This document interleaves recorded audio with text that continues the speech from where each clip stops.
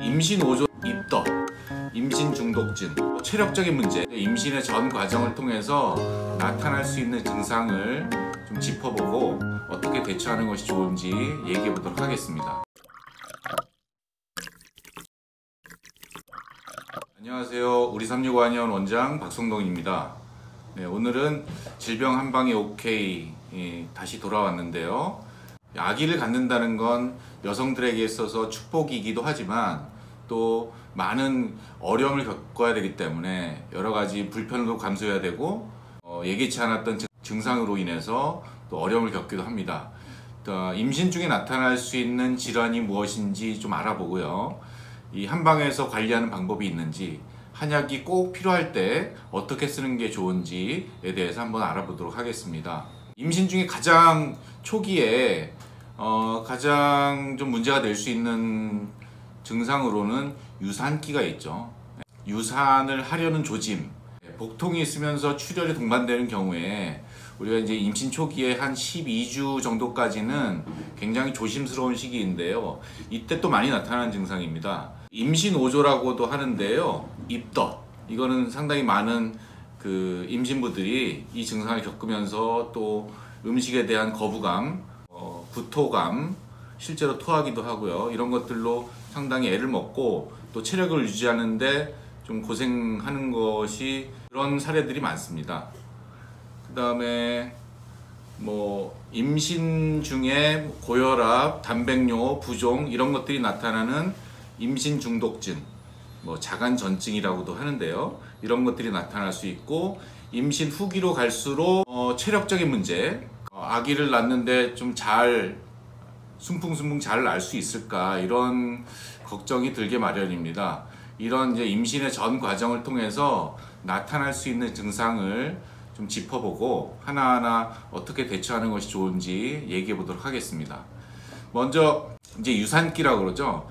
아기가 임신이 유지되지 못하고 유산을 하려는 조짐이 나타날 수 있거든요. 그러니까 복통과 함께 하열이 있는 증상인데요. 이럴 때 한방에서 임신을 유지할 수 있는 한약을 쓰면 좋은 결과를 보는 경우가 있습니다.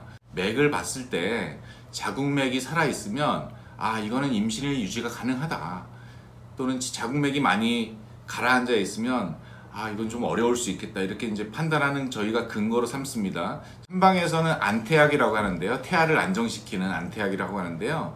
여기에는 백출, 속단, 건강 이런 것들, 출혈이 있을 때는 지유, 형계 이런 것들을 이제 볶아가지고 쓰기도 하고 여러 가지 이제 방법들이 있습니다. 증상에 따라서 출혈이 있을 때, 복통이 있을 때 또는 기본적으로 태아를 안정시키는 이런 한약들, 이런 약재들은 이제 그 증상과 그 산모에 맞게 배합해서 처방을 해드리고 있는데요. 다행히도 이렇게 이제 처방해서 출혈이 멈추고 좀 안정되면 그 이후에는 큰 문제 없이 이제 출산까지 갈 수 있는 경우를 저희가 많이 경험하고 있습니다. 임신 5조라고 하는 입덧이 또 흔히 겪는 증상인데요. 입덧 자체가 많은 고통을 주기도 하고 음식을 먹지 못하기 때문에 영양 부족의 문제, 태아에게 영양이 제대로 전달되지 않는 문제가 발생하기 때문에 참 괴로운 것입니다. 입덧은요, 배아가 형성된, 그러니까 수정이 돼서 배분혈을 해서 배아가 형성되는 시기까지 한 11주 정도까지가 되는데요. 그때까지 굉장히 심하고 12주가 넘어가면, 그러니까 3개월이 넘어가면 조금씩 완화되기 시작해서 한 5개월이 넘어서면 거의 없어지는 이런 증상입니다. 따지고 보면 새로운 생명이 자궁에 잉태돼서 이제 서로 적응해 나가는 단계거든요. 배분혈 단계라는 것은 과연 이 생명이 정상적인 생명으로 안착을 할 것이냐 또는 떨어져 나갈 것이냐, 이런 기로에 서 있단 말이죠. 여기서 굉장히 어떤 거부 반응이라고 그럴까요? 이렇게 볼 수도 있지만 또 이런 가설도 있어요. 이 태아를 지키기 위해서 밖에서부터 들어오는 혹시 모를 해로운 물질을 거부하는 현상, 그것이 이제 입덧으로 음식을 거부하고 냄새를 역겹게 하는 이런 반응으로 나타난다고 하는데요. 어느 것이 맞을지는 잘 모르겠습니다만 어떤 연구에 의하면 입덧이 나타나는 임신부에서 태아 사망률이 더 낮다는 이런 결과가 있기 때문에 심하게 또 고통스러운 시기를 겪으면 이런 증상을 겪으면서 지켜낸 이 아기는 다른 경우보다 조금 더 정상적으로 출산으로 이어질 가능성이 높다. 좀 역설인데요. 이렇게 좀 보고되는 논문도 있습니다. 먹지 못해서 영양이 부족하기 때문에 혹시라도 좀 허약하게 태아가 허약하게 자라거나 덜 자라거나 또 뭔가 좀 부족하거나 이러지 않을까 걱정이 되기도 하는데, 이렇게 이제 심하게 겪은 분들은 나중에 말씀드리겠지만 임신 후기에 어떤 영양 공급이라든지 태아의 성장을 위해서 한약을 쓰는 것도 추천을 할 만하고요. 또 한 가지 다행스러운 것은 뭐 입덧하고 태아의 기형과는 전혀 관계가 없는 것이기 때문에 이런 증상이 혹시라도 겪으면서 태아에게 혹시라도 나쁜 영향이 가지 않을까 걱정이 되게 많으실 수 있는데, 그런 염려까지는 아니니까 그 시기를 잘 견디고 나면 큰 문제는 없기 때문에 큰 걱정을 하지 않으셔도 되겠습니다.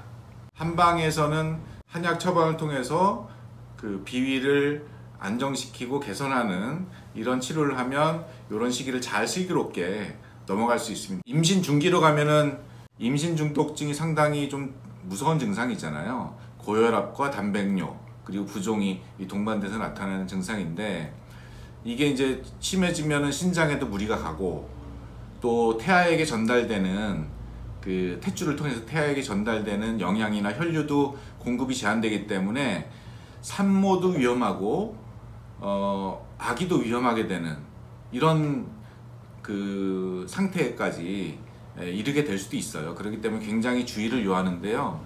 오래전에 한의학 고서에도 보면 그 임신성 고혈압, 또 임신성 부종, 또 임신성 자간 이런 것들에 대한 뭐 해설과 처방이 있습니다만, 제가 현재로서 판단하기에는 이 부분은 한방보다는 양방병원에 내원하거나 입원해서 관리하는 것이 훨씬 안전하고 또 효율적이다 이렇게 판단합니다. 지금 예전에는 그런 치료를 한방에서 다 담당해 왔지만 이런 좀 주의를 요하고 응급을 요하는 이런 질환은 양방에서 발빠르게 대응하는 것이 충분히 체계화되어 있기 때문에 더 적합하지 않을까 이렇게 생각하고, 자, 그 다음에 이제 임신 후기로 갈수록 좀 체중도 많이 불어나고 움직임도 많이 둔해지고 힘들어지잖아요. 그럴 때 이제 임신부의 체력 보강을 위해서 이제 한약을 쓸 수도 있고, 또 아까 이제 입덧에서 말씀드렸지만 그 음식 섭취가 충분하지 않았기 때문에 혹시라도 아기에게 좀 충분하게 영양이 공급되지 않아서 잘 자라지 못하지 않을까, 또 건강한 아기로 태어날 수 있을까, 이런 걱정이 많은 경우도 있어요. 그럴 경우에는 이 산모 아기에게 모두 도움이 되는 그런 한약을 통해서 관리를 받으면 좀 더 건강한 아기를 출산할 수 있는 이런 기반이 될 수 있습니다. 그리고 마지막으로 이제 순산을 위해서, 이제 아기를 자연분만으로 낳는 것은 여성들에게 굉장한 두려움이잖아요. 과연 내가 할 수 있을까?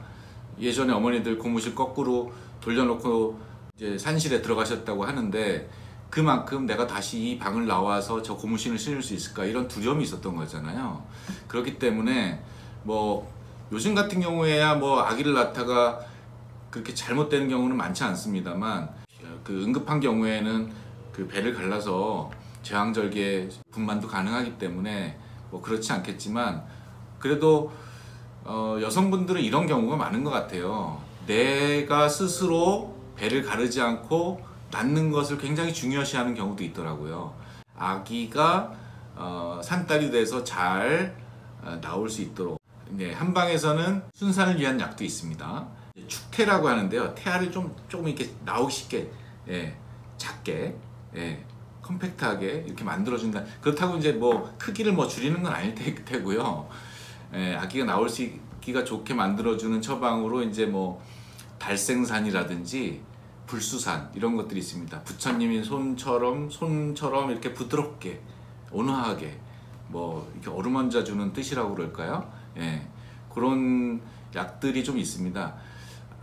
제 경험에 의하면 이게 일정 부분 좀 도움이 되는 것 같습니다. 그게 뭐 심리적인 영향일지 아니면 실제로 그런 순산에 영향을 주는 것일 수도 있는데, 어쨌든 막달에 다다른 산부에게 이런 뭐 달생산이나 불수산을 투여했을 때 진통이 길지 않고 원활하게 출산을 했던 이런 경험들이 있습니다. 궁금한 게 있을 수 있죠.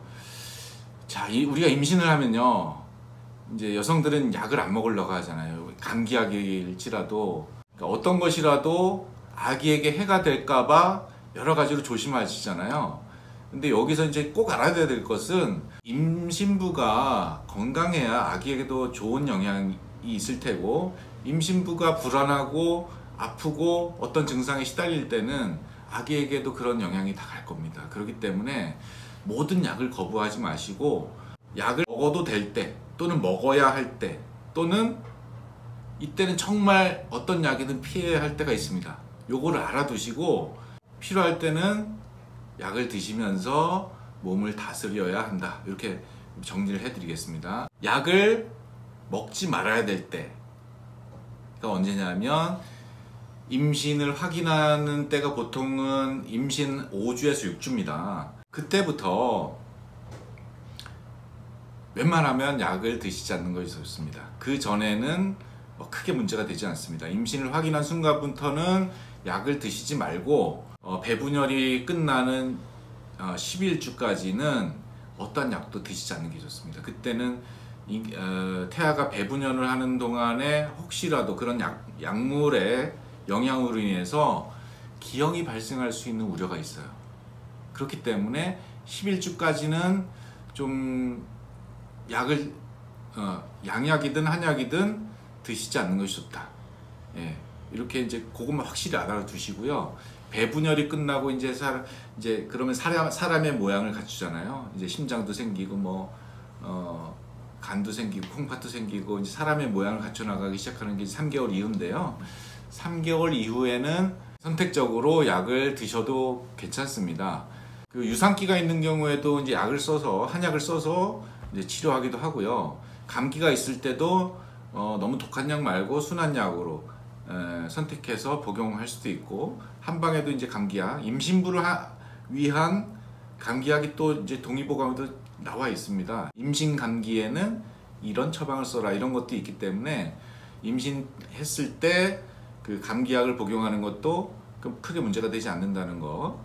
그리고 임신 때 이런 증상을 한약으로 치료했으면 좋겠다, 이런 것들이 바로 이제 유산기가 있을 때, 그 다음에 입덧이 있을 때, 요때는 꼭 한약으로 치료하시는 것을 권해드립니다. 이게 크게 부작용이 없고, 또 굉장히 임신 유지나 또는 입덧 그 예방, 치료에 상당한 효과를 발휘할 수 있기 때문에, 이건 이제 잘 모르셔서 그 한방에서 이런 것까지 치료할 수 있는지를 잘 모르셔서 못 하시는 경우도 있는데, 반드시 유산기가 있거나 그 입덧이 심할 때는 한방의 도움을 받아보시기를 권해드립니다. 물론 그 한편으로 양방의 관리, 케어를 받으시는 것도 병행하셔도 됩니다. 근데 그런 걸로 양방의 그 입원이라든지 약으로 또는 그 수액으로 치료가 잘 안 되는 경우에 한방의 도움을 받으시면 훨씬 더 빨리 여기서 벗어날 수 있고, 또 증상을 완화시킬 수 있으니까 이런 것들은 꼭 알아두셨으면 좋겠습니다. 임신 중에도 여러 가지 한약이 필요한 상황이 있는데, 그럴 때는 이제 한방을 찾아서 한약으로서 임신을 잘 관리하는 이런 것도 한번 생각해 보시고, 건강한 아기를 잘 순산하시기를 기원드립니다. 감사합니다.